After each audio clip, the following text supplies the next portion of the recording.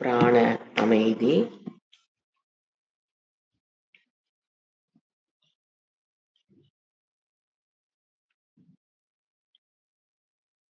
மன அமைதி,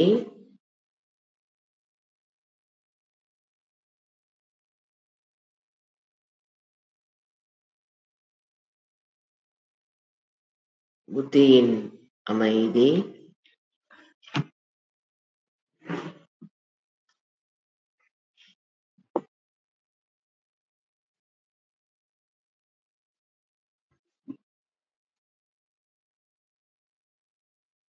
மனதிற்கு பாவனைகளை கொடுத்தல்,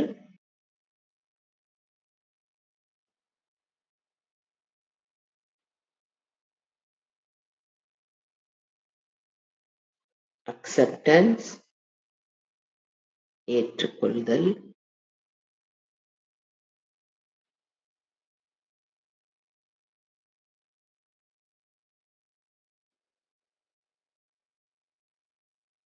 அசங்கோகம்,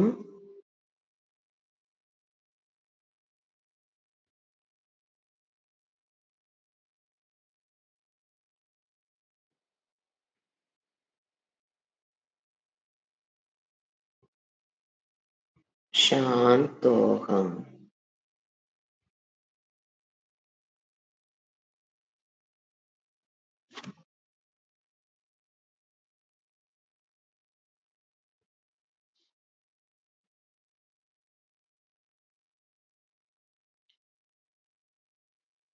இன்று மானச ஜபத்தை தொடர்ந்து விராட் உபாசனாவுக்கு செல்லலாம்.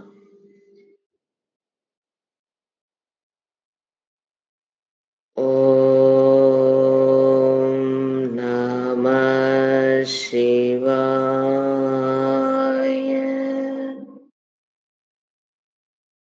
மெதுவாக கூறிக்கொண்டு அமர்ந்திருக்கவும்.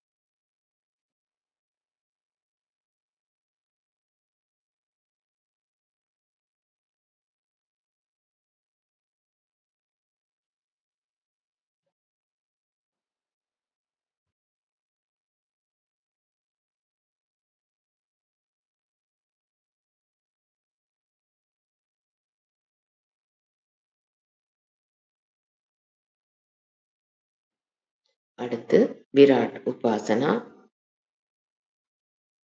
அநேக ரூப தியானம் அல்லது விஸ்வ ரூப தியானம். அனைத்து உருவங்களையும் இறைவனாக உணர்தல், அனைத்து சொல்லிலும் உருவத்திலும்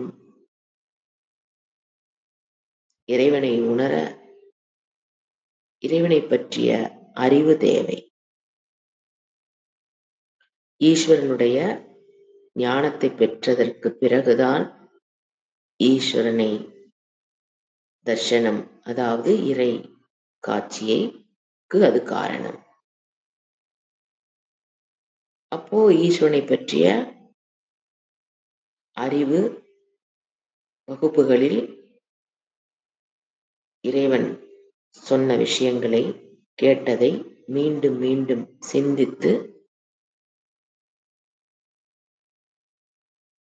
அதை இறைவனுடைய காட்சியை உணர்வு பூர்வமாக அறிதல். இறை காட்சிக்கு ஈஸ்வரனை பற்றிய ஞானம் மிக மிக அவசியம். இறைவன் இந்த உலகத்திற்கு நிமித்த காரணமாகவும் இருக்கிறார், உபாதான காரணமாகவும் இருக்கிறார்.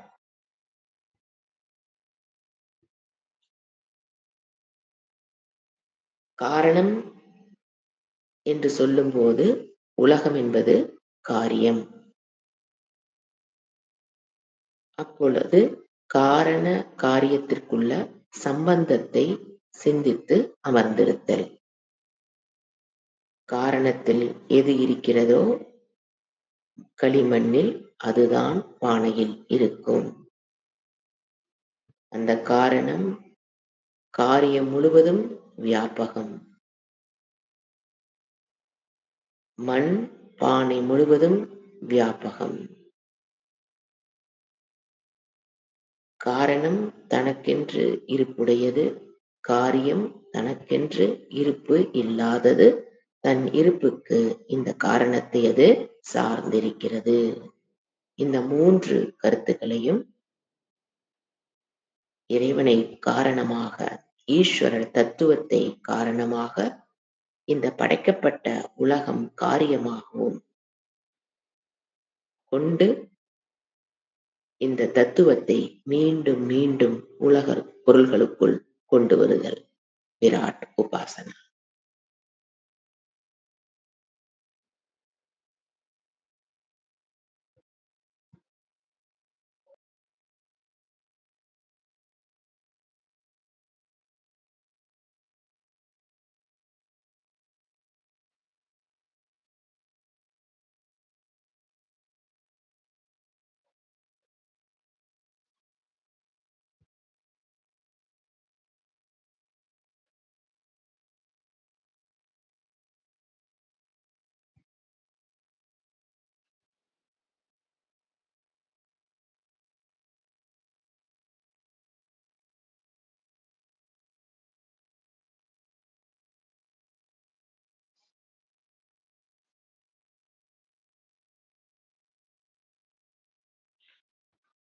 அடுத்து நம் கண்முன் இந்த உலகத்தில் பல ஒழுக்க தத்துவங்கள் இயங்கிக் கொண்டிருக்கிறது. நியதி, ஆர்டர்.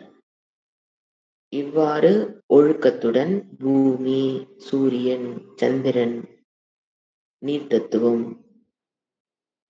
நெருப்பினுடைய தத்துவம் அதனுடைய ஒழுக்கத்தில் நியதியில் செயல்பட்டுக் கொண்டிருக்கிறது என்றால், அதை ஜடப்பொருள்கள் இயங்கிக் கொண்டிருக்கிறது என்றால், அதை கண்காணிக்க ஒருவர் கண்டிப்பாக தேவை. அவர்தான் ஈஸ்வரன். இந்த கோணத்தில் ஈஸ்வரனை நினைத்து அமர்ந்திருப்போம்.